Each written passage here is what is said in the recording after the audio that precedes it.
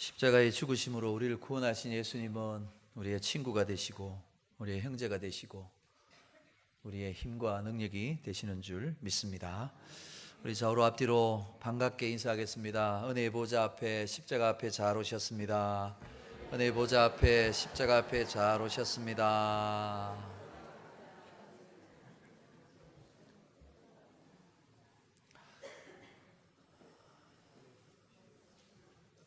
얼마 전에 우리 교단의 총회장을 지내시고 지방에서 아주 큰 교회를 목회하고 계시는 목사님의 설교에서 들은 얘기입니다. 어느 날 그 목사님에게 미국의 부시 대통령이 전화를 하셨더랍니다.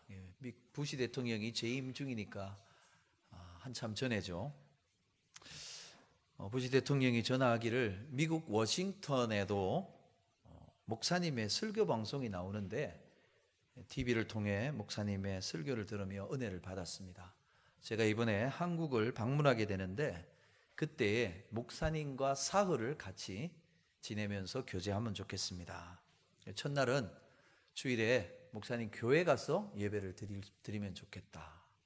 그 둘째 날은 세계에서 유일한 분단 국가인 대한민국 그 분단의 현장 휴전선을 가는데 목사님도 같이 가서 기도하십시다. 그리고 마지막 셋째 날은 목사님과만 신앙에 대한 얘기를 나누고 싶은데 골프를 치면서 같이 거닐면서 신앙 얘기를 나누고 싶습니다. 그러더라는 거예요. 그런데 목사님이 그 전화를 받고 난 다음에 염려가 되는 거예요. 뭐가 염려가 됐겠습니까? 교회 와서 예배 드리는 거야. 늘 예배 드리는 대로 드리면 됩니다. 휴전선 가는 것도 여러 가지 군인들 비롯해서 많은 분들하고 같이 가서 기도하면 됩니다. 근데 세 번째, 신앙 얘기 나누는데 목사님 하는 얘기가 좌신앙 얘기잖아요. 근데 신앙 얘기를 어디서 나누느냐? 골프장에 가서 정치인들 뭐 경영하는 분들 그런 거 하잖아요. 거기 가서 골프를 치며 얘기를 나누자 그러는데 신앙 얘기하는 것, 부시 대통령 위해 기도해 주는 것도 아무 이상이 없는데 골프가 걱정이 되더라는 거예요. 물론 목사님도 한 10년 전부터 골프를 치기는 쳤답니다. 교회가 이제 커가면서 여러 일로 많이 바쁘니까 장로님들이 목사님이 건강해야 교회가 건강하고 성도들이 건강합니다.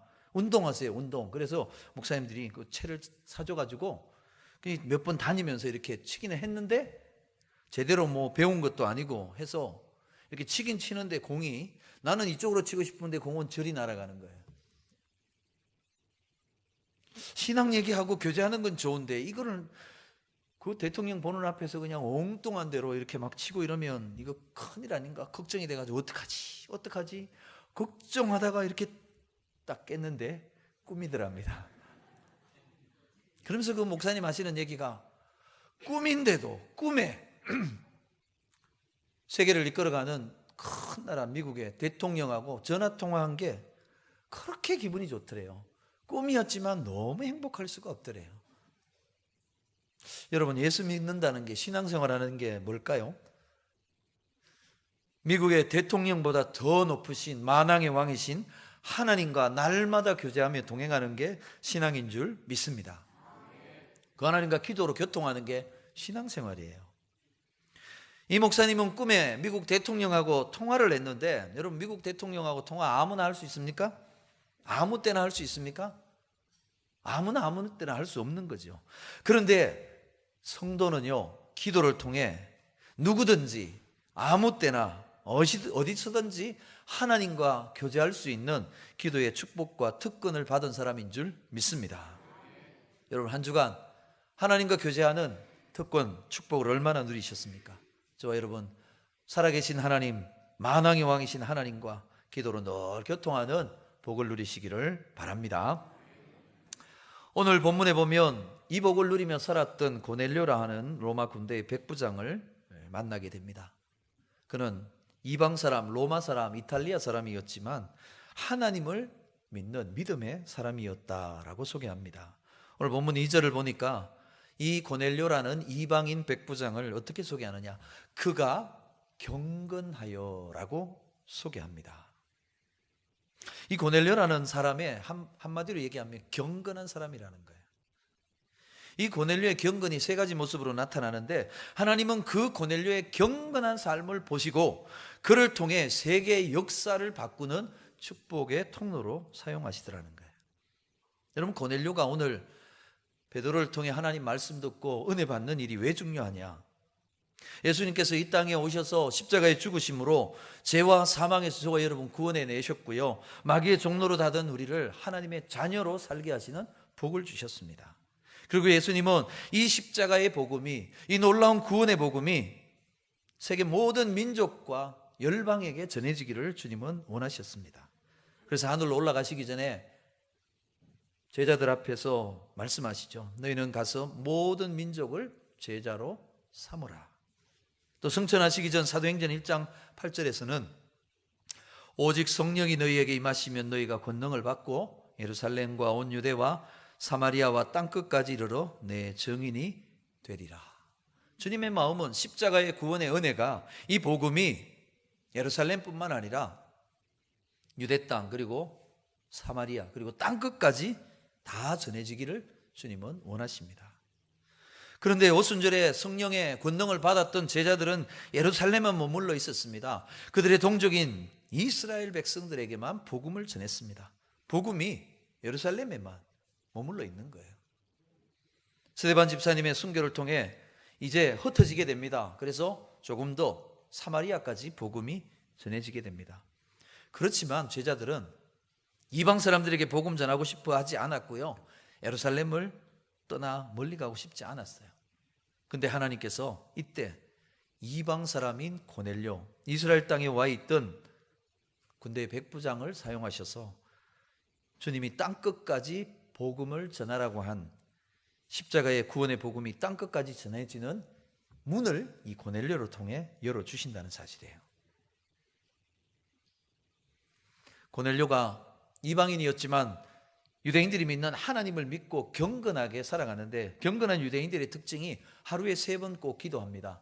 제3시와 6시와 9시입니다. 오늘 우리 시간으로 하면 오전 9시, 낮 정오, 그리고 오후 3시에 항상 하나님 앞에 기도하는 경건한 삶을 삽니다. 이 고넬료도 제9시 오후 3시 기도 시간에 하나님 앞에 기도하고 있는 중에 천사가 나타납니다. 천사가 환상 중에 와서 고넬료를 부릅니다. 고넬료야, 무슨 일입니까? 너의 기도와 구제가 하나님 앞에 상달되었다. 그러니 지금 사람을 보내어 옆바에 있는 베드로라 하는 시몬을 불러서 하나님의 말씀을 들으라 하는 거예요. 그래서 고넬료는 하인 둘, 그리고 자기 부하 가운데 경건한 사람, 자기처럼 하나님 경외하는 사람 하나를 택해서 베드로를 청하러 보냅니다. 다음 주, 그 다음 주 살펴보겠지만 베드로가 그 청함을 받고 고넬료의 집에 왔더니 고넬료와 온 집안이 다 모여 있습니다. 말씀을 전하는데 성령이 오순절에 마가의 다락방에 임한 것처럼 고넬료의 집에 모인 모든 사람들에게 임하게 됩니다. 권능으로 역사하게 됩니다. 하나님의 구원이 고넬료와 온 집안에 가득하게 됩니다. 이로써 이방인 세계 땅끝까지 복음 전해지는 일이 이 고넬료의 가정을 통해 시작되었다는 사실이에요. 하나님은 사람을 들어 일하십니다. 경건한 사람은 하나님의 일에 긍정적으로 축복의 통로로 쓰임을 받지만 악한 사람들은 부정적으로 쓰임받습니다. 여러분, 경건한 사람이 하나님의 일에 쓰임받는다는 것 당연한 일이죠. 성경을 보면 창세기의 노아는 당대의 의인이라 소개하는데, 노아로부터 시작해서 말라기에 나오는 모든 믿음의 사람들을 보면 하나님께 쓰임받은 사람들, 축복의 통로로 쓰임받은 사람들은 한결같이 다 경건한 사람이에요. 오늘 이 고넬료가 경건한 사람이었다라고 소개합니다. 여러분, 고넬료가 경건하다, 경건한 사람이다. 그러면 경건이 뭘까요? 사전적인 의미를 찾아보면 세속적인 세상적인 생각을 끊어버리고 오로지 하나님께만 자기를 맡기는 마음과 태도를 경건이라 한다, 이렇게 얘기해요. 제가 몇 번 읽어봤지만 뭔 얘기인지 감이 잘 안 와요. 그래서 쉽게 바꿔봅니다. 경건이란 하나님으로 가득 차 있는 상태다. 생각이 하나님으로 가득 차 있고 내 말이 전부 하나님을 얘기하고 내가 하는 일 가운데 하나님이 가득한 것, 그게 경건이라는 거예요. 무슨 생각을 하든지 무슨 말을 하든지 무슨 일을 하든지 하나님 생각하고 하나님 의지하고 하나님의 뜻대로 살려고 하는 것, 그게 경건한 거라는 거예요. 그러니까 한마디로 하나님께 모든 것을 다 걸고 하나님만 의지하는 사람, 그 사람이 경건한 사람이에요. 그런데 어떤 이들은 보면 사람에게 모든 걸 다 걸어요. 그래서 사람에게 배신당하고 사람에게 실망하고 사람에게 절망하는 모습을 보게 돼요. 누가 지어낸 얘기 같은데 재미있는 이런 얘기가 있습니다. 어떤 사람이 함께 하던 아내가 죽어서 장례를 치르게 됐습니다. 슬픈 가운데 장례를 치르는데 장례 운거하고 장례 나가는 날에 공교롭게도 비가 많이 왔습니다. 우리 장례하면, 교우들 장례하면 제가 꼭 기도합니다. 좋은 일기를 주셔서 하나님이 위로해 주옵소서 하는데, 비가 너무 많이 왔어요. 운거하는 분들이 그냥 얼마나 힘든지 몰라요. 길은 미끄럽지요. 그러다가 이 관을 운거하다가 잘못 미끌해가지고는 관을 벽에 쾅 부딪혔어요. 그런데 그만 아내가 살아난 거예요. 그런데 며칠이 지나자 또 이 아내가 다시 죽었습니다. 다시 장례를 치르는데 이날에도 운구를 하는데 공교롭게도 그날도 비가 많이 오는 거예요. 운구를 하고 이렇게 운구위원들이 이렇게 어깨에 메고 이렇게 모시고 나가는데 이번에는 남편이 오더니 운구하는 사람들이 이렇게 얘기합니다. 여보게들, 이번엔 좀 조심하게나, 좀 조심하게나. 웃으시는 분들은 왜 웃는지 몰라. 여러분, 이 아내는 평생 그 남편 한 사람 바라보고 그 남편 위하고 살았을 거 아니에요. 근데 여러분, 사람은 믿을 게 아니라는 사실이에요. 여러분, 사람은 사랑하고 그저 위하고 서로 이렇게 위로하고 사는 거지. 남편도 마찬가지요, 아내도 마찬가지요, 부모도 마찬가지고 자식도 마찬가지고 누구도 마찬가지예요. 하나님처럼 의지하면 안 된다는 거예요. 여러분, 하나님만 의지하시기를 바랍니다. 돈도 의지하지 마세요. 환경도 의지하지 마시고 사람도 의지하지 마시고 오직 하나님만 의지하며 살아가는 여러분 되시기를 바랍니다. 경건은 그거예요. 하나님만 의지하며 살아가는 거예요. 오늘 고넬료가 경건한 게 하나님만 의지하며 살았기 때문에 그를 경건하다 얘기하는 거예요. 하나님만 의지하는 그를 하나님은 놀라운 축복의 통로로 사용해 주셨습니다. 오늘 우리도 고넬료가 어떻게 경건했는가를 통해 우리도 하나님 앞에 경건한 믿음의 사람이 되어서 하나님께 쓰임받는 축복의 사람들 되시기를 바랍니다. 고넬료가 경건했다. 어떻게 경건의 모습이 나타나느냐? 첫째로 하나님을 경외하는 모습으로 나타납니다. 2절 계속해서 보면 온 가족과 더불어 하나님을 경외했다라고 얘기합니다. 여러분, 하나님 경외했다는 말은 하나님 두려워하며 살았다는 거예요.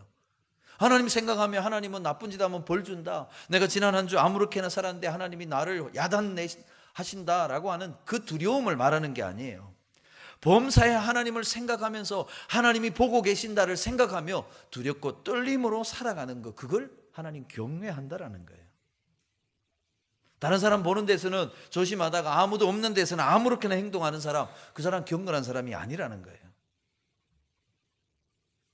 그렇게 보면 구약에 나오는 요셉은 진실로 경건한 사람이에요. 요셉이 하나님의 꿈을 얘기했다 형제들의 미움을 받아 애굽으로 노예로 팔려갑니다.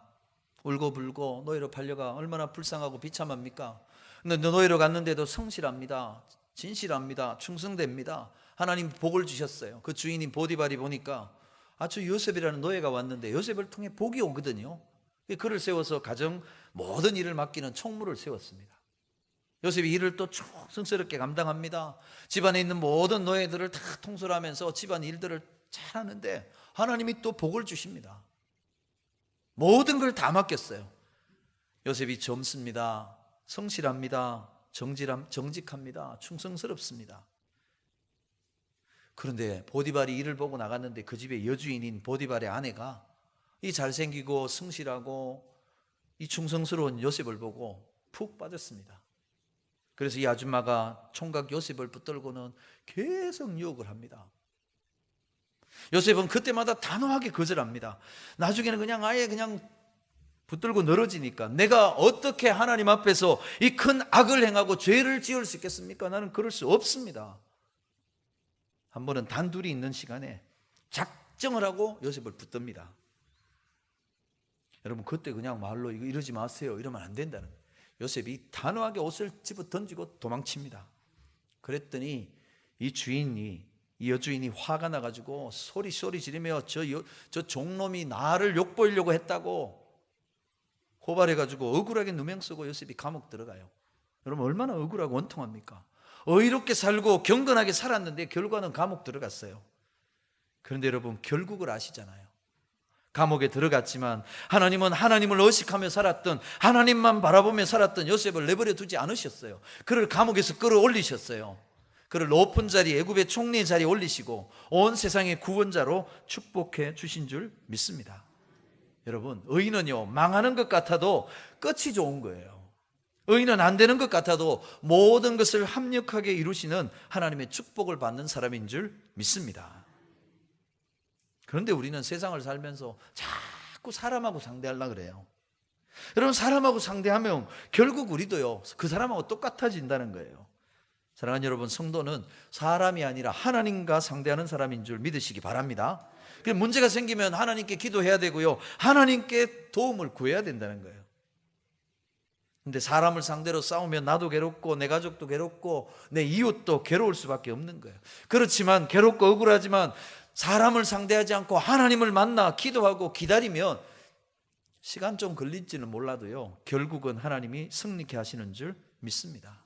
그 좋은 예가 다윗이에요. 다윗은 골리앗을 죽이고 민족적인 영웅이 됩니다. 근데 사울왕이 그것 보고 시기합니다. 저놈이 이제는 내 왕의 자리밖에 더 가질 게 있겠는가. 그래서 다윗 죽이려는 일을 역사적인 사명으로 알고 쫓아다닙니다. 군대를 동원해서 다닙니다. 그 한 사람 잡으려고 3,000명씩 거느리고 다닙니다. 그런데 놀랍게도요 그 사울은 다윗을 죽일 기회를 못 얻어요. 근데 다윗은요 도망 다니는 사람이 사울을 죽일 수 있는 기회를 2번이나 얻어요. 한 번은 사울이 막 추격대를 끌고 오니까 다윗과 그 일행들이 굴 속에 들어가 딱 숨어 있었어요. 이 사실을 모르는 사울이 볼 일이 급해가지고 갑옷도 벗고 창도 칼도 다 내려놓고 그 굴 속에 무방비로 들어와서 이를 보고 있는데 다윗과 함께하는 사람들이 이렇게 얘기합니다. 다윗이요 하나님 주신 절호의 기회입니다. 칼로 가서 그냥 콱 찌르면 끝납니다. 더 이상 도망 안 다녀도 돼요. 이제 왕이 되시면 됩니다. 하는데 다윗이 어떻게 합니까? 안 죽여요. 그 다음에 한 번은 다윗이 몇몇 사람들과 함께 사울의 진영으로 갔더니 밤중에 사울이 잠들었어요. 옆에 있는 부하들도 잠들었어요. 보초를 서는 병사들까지 다 잠들었어요. 사울이 자고 있는 침대까지도 바로 갈 수 있으세요. 이건 하나님이 주신 기회입니다. 다윗이요 한 칼에 끝내시고 이제 왕이 되십시오. 여러분 그 사람들 말처럼요 이 사울을 한 번에 죽이기만 하면 더 이상 도망 안 다녀도 돼요. 고생 끝입니다. 그런데 다윗은 어떻게 합니까? 안 죽입니다. 뭐라고요? 하나님이 기름 부으신 하나님의 종을 내 손으로 죽일 수 없노라. 사울이 두려워서 안 죽였겠습니까? 아니에요. 불꽃 같은 눈으로 보시는 하나님을 두려워했기 때문에 그는 사울을 죽이지 않았던 것입니다. 그 덕분에, 그 때문에 그는 오랫동안 도망 다녀야 됐어요. 오랫동안 비참하게 살아야 됐어요. 그렇지만 하나님은 그런 마음, 사람이 아니라 하나님 두려워하는 마음 가진 다윗을 하나님은 기쁘게 여기시던 거예요. 그래서 성경은 이렇게 얘기합니다. 내가 이새의 아들 다윗을 만나니 내 마음에 합한 자더라. 다윗을 보니까 나하고 마음이 통하는 사람이다. 내 마음을 가진 사람이더라. 그래서 하나님 어떻게 하십니까? 사울을 대신해서 그를 이스라엘의 왕으로 세우신 줄 믿습니다. 그뿐이 아니에요. 아브라함과 다윗의 자손 예수 그리스도를 구주로 보내신 거예요. 사랑하는 여러분, 세상을 살다가 나를 힘들게 하는 사람을 만나십니까? 그를 상대하지 마시기를 바랍니다. 우리는요, 내가 열받으면 이런 생각합니다. 저 인간을 내가 묵사발 만들어야지. 여러분, 묵사발 만들 생각하지 마세요. 내가 힘이 있어서 그 사람 묵사발 만들면 속은 시원할지 모르지만, 아니 그 사람이 나보다 힘이 세면 묵사발도 못 만들고 속만 끓이다가 속병만 나요. 여러분, 그가 나보다 세든지 약하든지 사람 상대하지 말고 하나님 앞에 나가시기를 바랍니다. 속이 상해도 억울해도 하나님은 다 알고 계시는 거예요. 시편 139편을 보면 하나님은 내가 앉는 것도 아시고 일어서는 것도 아시고 생각도 아시고 내가 가는 길도 아시고 내가 눕는 것도 아시고 나의 행위를 아시고 내가 하는 말도 하나도 모르는 게 없이 다 아시는 분이래요. 여러분, 하나님 아시면 된 줄 믿습니다. 내가 억울한 것, 내가 속상한 것, 내가 힘든 것, 고생한 것 하나님 다 아세요. 여러분, 그러면 억울하고 속상하고 힘들수록 어디로 가야 됩니까? 하나님 앞에 가야 되는 거예요. 하나님 앞에 나가 엎드려서 내 억울함을, 원통함을 한나처럼 쏟아 놓으면요, 나중에는 그게 복이 되게 하실 줄 믿습니다. 한나에게 버린나는요 계속 괴롭히는 적이었어요. 근데 그 버린나 덕에 기도했고, 그 기도 덕에 역사를 바꾸는 사무엘을 얻은 거예요. 여러분, 그게 경건이라는 거예요.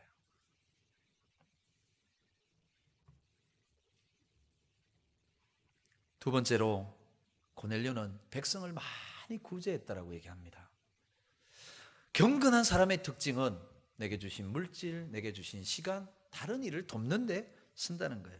여러분, 백성을 많이 구제했다는 건요, 한두 번이 아니라 많이 했다는 거예요. 이 말은 그가 물질에 목매고 사는 사람이 아니라는 거예요. 물질 붙들고 사는 사람이 아니라는 거예요. 사랑하는 여러분, 여러분도 할 수 있으면 많이 물질의 축복 받으시기를 축복합니다. 그래야 하나님을 위해 일할 수 있고 이웃을 도울 수 있기 때문에 그렇습니다. 고넬료는 자기에게 주신 하나님의 그 축복을 가지고 이웃을 돕는 일에 썼어요. 어느 정도냐? 4절에 보니까 그의 기도와 구제가 하나님 앞에 상달될 정도로 그는 구제하는 일을 하며 살았습니다. 서울 시내 어느 큰 교회 권사님 한 분은 하나님 앞에 기도하고 작정한 바가 있어서 매 학기가 새롭게 시작되면 교인의 가정을 쭉 돌본대요. 살펴본대요. 교구의 목사님들한테 물어보고 이번에 대학 간 가정 가운데 어려운 가정이 있느냐 뽑아달라 해서 10가정을 선택한대요. 그 가정에 그 학생들을 위해서 300만 원씩 장학금을 10가정을 주는 거예요. 학기마다. 여러분, 대학생 공부시킨다는 게 어렵잖아요. 둘씩 하다 보면 힘듭니다.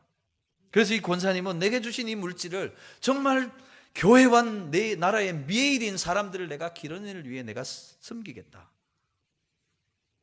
얼마나 큰 위로가 되는지 모릅니다. 저는 기도하기를 우리 교회에도 이런 분들이 많이 나오기를 축복합니다. 5분만 아멘 하시네. 여러분, 구제하는 일요, 나누어지는 일, 헛된 일 아니에요. 낭비하는 일 아니에요. 하나님 앞에 축복을 위한 씨앗을 심는 거예요. 여러분, 성경의 정한 법칙, 하나님 법칙은 심은 대로 거둔다는 거예요. 우리가 사랑을 심으면 사랑을 거둡니다. 미움을 심으면 저주를 거두는 거예요. 가시나무가 심겨지면 가시가 자라나 나도 찌르고 남도 찔립니다. 그러나 사과를 심으면, 축복을 심으면요, 나도 먹고 남도 먹고 모두가 유익해지는 거예요. 잠언 11장 25절을 보면 구제를 좋아하는 자는 풍족하여질 것이요 남을 윤택하게 하는 자는 자기도 윤택하여 지리라. 하나님은요 거저가 없습니다. 심은 대로 거두게 하시는 거예요. 그래서 누가복음 말씀에는요 주라 그렇게 얘기해요. 그러면 너희에게 줄 것이다. 어떻게 해요? 부어주는데 누르고 흔들어 넘치도록 안겨 주리라. 이게 하나님의 약속이에요. 축복의 법칙이에요. 하나님께 드리고 구제하고 섬기는 일에 사용하면요 하나님은 누르고 흔들어 넘치도록 주신다는 거예요.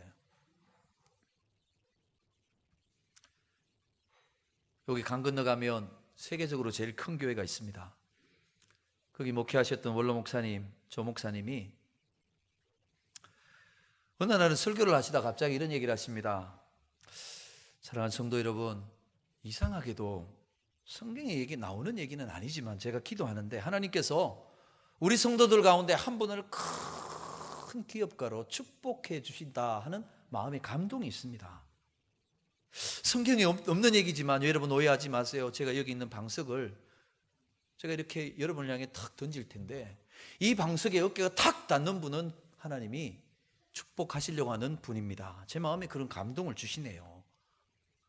성경에 없는 얘기지만 오해하지 말고 받을 수 있는 분만 받으세요. 제 마음에 그런 감동을 기도하는 중에 주십니다. 그런데 이 방석이 탁 부딪히는 분은 그 하나님의 약속을, 축복을 믿음으로 받으려면 먼저 하나님 앞에 하나님 이 복 주시니 감사합니다. 그 표현으로 10,000,000원을 하나님께 헌금을 하십시오.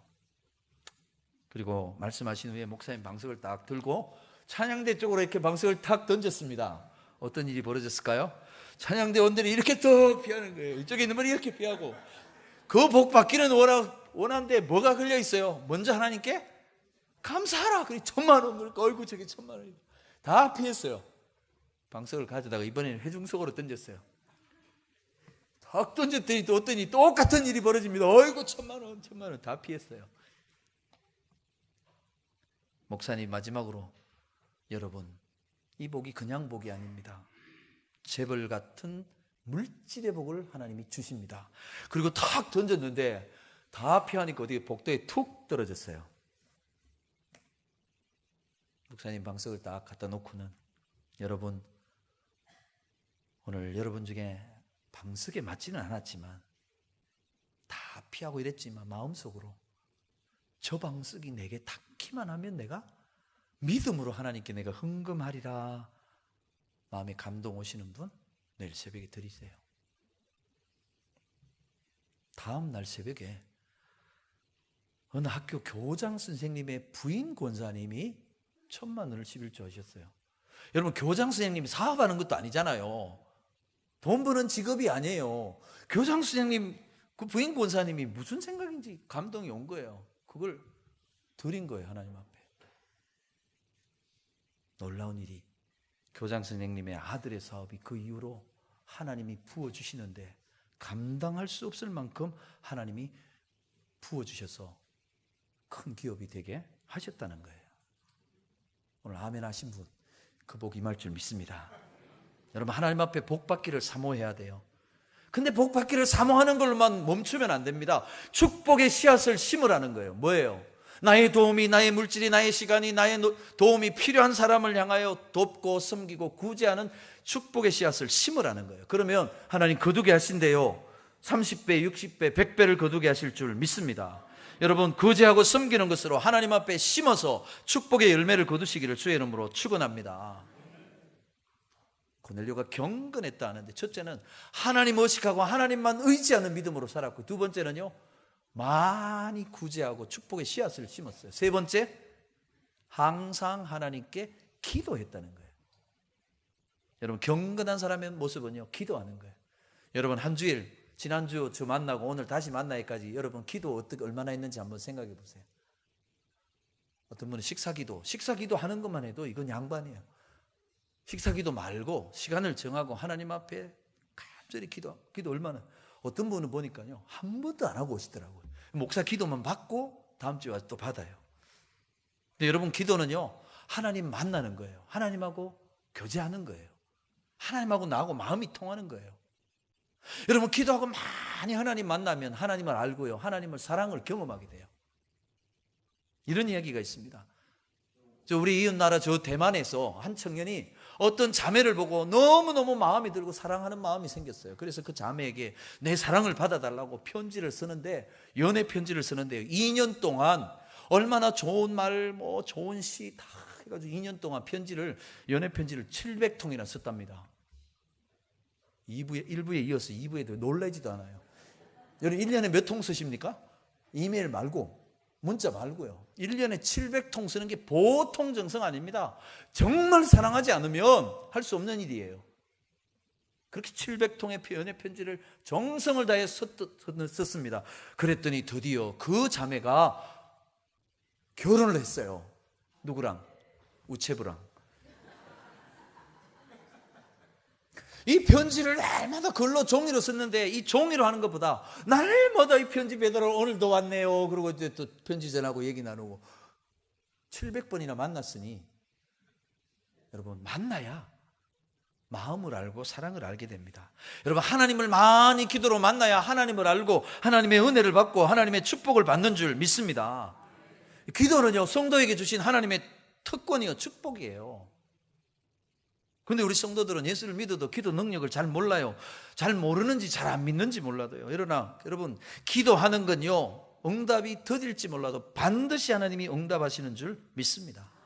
마태복음 7장에 보면 구하라 찾으라 두드리라 얻을 것이요 받을 것이요 열릴 것이라. 그리고 그 뒤에 넘어가 보면 하나님께서는 사랑하시는 자가 기도하고 구하는데 반드시 주시는데 뭘 주신다고요? 구한 것 주신다? 두드린 것 주신다? 찾는 것 주신 아니에요. 좋은 것을 주시리라. 하나님 좋은 거 주세요. 때로요, 내가 원하는 것, 내가 바라는 것, 그거 아니에요. 하나님이 보시기에 너한테 이게 제일 좋아, 제일 좋은 거 주시는 줄 믿으시기를 바랍니다. 예레미야 33장 3절 뭐라 그럽니까? 너는 내게 부르짖으라. 내가 네게 응답하겠고 네가 알지 못하는 크고 비밀한 엄밀한 일을 너게 보여줄 것이다. 응답하는데요, 내가 몰랐던 것, 내가 기대했던 것, 내가 상상했던 것 초월하는 엄청난 일을 응답하시겠다는 거예요. 여러분, 기도하시겠습니까? 안 하시겠습니까? 기도하시기를 축복합니다. 근데 때로요, 기도를 해요. 작정을 하고 기도를 해놓고도 응답 받았는지 안 받았는지, 기도했는지 안 했는지도 헷갈리는 거예요. 어떤 일이 잘 됐는데 기도 응답이라는 사실을 잊어버리는 경우도 있어요. 세계적인 잡지인 리더스 다이제스트라는 책에 나온 얘기입니다. 미국에 살고 있는 밥이라는 사람이 하루는 철길을 따라 이렇게 산책을 하다가 무슨 딴 생각을 했는지 발이 삐끗하면서 이 철로를 고정시키는 이 침목하고 사이에 있는 그 나무 그 사이에 발이 푹 들어갔어요. 발 들어가면 빼면 되죠. 빼는데 어떻게 이게 발이 꽉 끼었는지 안 빠지는 거예요. 아무리 애를 쓰고 아무리 뭐 움직여봐도 안 빠지는 거예요. 그런데 이게 웬일입니까? 저기서 기차가 이제 연기를 뿜으면서 오는 거예요. 우리 같이 KTX 그런 게 아니고 이제 칙칙칙 푹푹 하는 기차가 오는데 저 멀리서 경적을 울리면서 오는데 큰일 났어요. 이거 발은 안 빠지죠. 기차는 다가옵니다. 아무도 주위를 둘러봐도 도와줄 사람은 없어요. 그때 이 밥이 생각났어요. 그래, 기도하자. 기도. 하나님께 기도하자. 그리고 기도합니다. 하나님, 이 발을 빼주신다면 그동안 내가 술을 많이 먹었는데 이제부터는 술을 딱 끊겠습니다. 그리고 발을 뺐는데 안 빠지는 거예요. 이거 이래가지고 안 되는 거. 다시 기도합니다. 하나님, 이번에 발만 빼주신다면, 살려만 주신다면 술을 끊는 것은 물론이고 제가 막 화가 나면 욕을 막 해댔는데 욕은 한마디도 하지 않겠습니다. 그리고 또 발을 빼려고 하는데 안 빠집니다. 기차는 점점 눈앞으로 다가오는데 큰일 났습니다. 큰 결심을 하고 기도합니다. 하나님, 발을 빼주시면 술도 끊고 욕도 안 하고요, 내가 가진 거 다 불쌍한 사람들을 위해 나눠주겠습니다. 딱 기도 끝나고 딱 빼는데 발이 쑥 빠지는 거예요. 딱 빠지고 옆으로 탁 나오는데 기차가 샥 지나갑니다. 큰일 날 뻔했죠. 기도하고는 이제 무사히 살은 거예요. 그리고는 정신이 돌아와가지고 밥이 안도의 한숨을 내쉬면서 이렇게 얘기합니다. 하나님, 좌우간 감사합니다. 물론 내 힘으로 발을 빼긴 했지만 내 힘으로 뺐다는 거예요. 사랑하는 여러분, 기도하면 반드시 응답이 있습니다. 특별히요, 하나님은 새벽에 기도하면 새벽에 만나고 구원하리라 약속하세요. 시편 46편 5절을 보면 새벽에 하나님이 도우시리로다. 문제가 있습니까? 막혀 있습니까? 새벽을 깨우며 기도하시기를 바랍니다. 여러분, 새벽 기도는요, 한 번만 해도 복이 돼요. 그런데 계속하면 더 놀라운 복을 체험합니다. 사랑하는 여러분, 기도하는 사람이 은혜를 받고 기도하는 사람이 기적을 체험하게 되는 줄 믿으시기를 바랍니다. 새벽 기도했다가 하나님 복 받은 사람 이야기를 하나 하고 말씀을 맺겠습니다. 여러분, 2002년 한일 월드컵의 스타인 이영표 선수 아십니까? 이영표라고. 지금은 축구 해설자가 되어 해설하고 있는데 작년에 있었던 2014년 월드컵 해설을 맡았는데 이 이영표 집사가 어디하고 경기합니다. 한 2대1 될 겁니다. 얘기를 했더니 진짜로 2대1로 경기 결과가 나왔어요. 사람들이 다 놀랐어요. 이야, 쪽집게 해설가다. 다음 경기는 어떻게 될까요? 몇 경기를 계속 맞추는 거예요. 사람들이 진짜 신기하고 놀라워했던 적이 있었지요. 근데 이 이영표 집사가 2002년 월드컵 이후에 자기 마음에 이런 소원이 생겼어요. 이제 한국이라는 무대가 아니라 내가 더 큰 무대로 가서 뛰고 싶다. 유럽이라는 저 넓은 무대, 세계적인 스타들이 모이는 곳 아닙니까? 그래서 그 마음의 소원을 가지고 이렇게 하나님께 기도하는데 그분의 감정이 이렇습니다. 월드컵이 끝나고 6개월간 거의 매일같이 새벽 기도를 했습니다. 그러던 2002년 11월 24일 주일 예배 때 찬양팀과 더불어서 함께 찬양을 하는데 하나님께서 내 마음에 감동을 주시고 내 눈에 그 감동 때문에 하나님께 감사해서 눈물이 쭉 흘렀습니다. 하나님 뭐라 말씀하시느냐? 영표야, 내가 너를 유럽에 보내주겠다. 그 찬양 그거 하는 가운데 감동이 오는데 그분의 말씀이에요. 혹시 내가 이 말씀을 감동을 안 붙들면 하나님이 마음을 바꾸실지 모르니까 얼른 메모지 꺼내가지고 2002년 11월 24일 2부 예배 찬양 시간, 하나님 내가 너를 유럽에 보내주시겠다 말씀하셨다. 다 기록하고 책에 붙였어요. 마음이 감동 붙들고 이제 기도하는 거예요. 근데 상황이 변하는 게 없어요. 그런데 이 이영표 집사 마음에는 나 유럽 간다 마음에 확신이 들더라는 거예요. 아무 일도 없는데 마음에 확신이 들더라는 거예요. 그로부터 정확하게 2주 후에 개인적인 일로 다시 한국을 찾은 히딩크 감독이 이영표를 찾았습니다. 누구도 함께요? 박지성. 정확하게 그로부터 5주 후에 계약서에 사인을 하고 박지성 선수와 함께 네덜란드 아인트호벤으로 출발하게 되었답니다. 이영표 집사 얘기합니다. 제 능력이라기보다는 살아계신 하나님의 보이지 않는 손이 저를 보내주셨습니다. 여러분 기도의 응답이 이런데도 기도 안 하시겠습니까? 여러분 기도해야 하나님의 뜻을 알 수 있고 하나님의 능력을 체험할 수 있습니다. 기도할 때마다 이런 기적 같은 일이 일어나진 않겠지만 기도하면 반드시 하나님은 응답하십니다. 저와 여러분을 축복해 주실 줄 믿습니다. 오늘 고넬료가요 하나님 앞에 기도하는 삶을 살았어요. 항상 기도했다고 얘기하잖아요. 그 기도가 상달되었고요. 그 기도가 응답이 되었고요. 그는 세계 복음화를 위한 문을 여는 축복의 통로가 되었다는 사실이에요. 하나님 두려워하는 경건한 신앙으로 이웃을 구제하고 항상 하나님께 기도하는 가운데 그 기도와 구제가 하나님께 상달되어 하나님께 붙들려 세계 복음화의 출발로 쓰임받은 고넬료처럼 오늘 저와 여러분이 경건한 믿음으로 하나님께 쓰임받는 축복을 누리게 되기를 주님의 이름으로 축원합니다. 기도하겠습니다.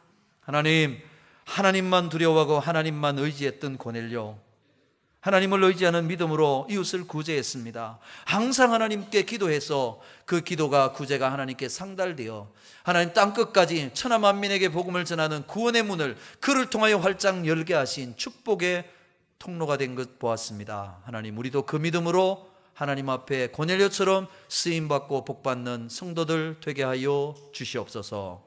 예수님의 이름으로 기도하옵나이다. 아멘.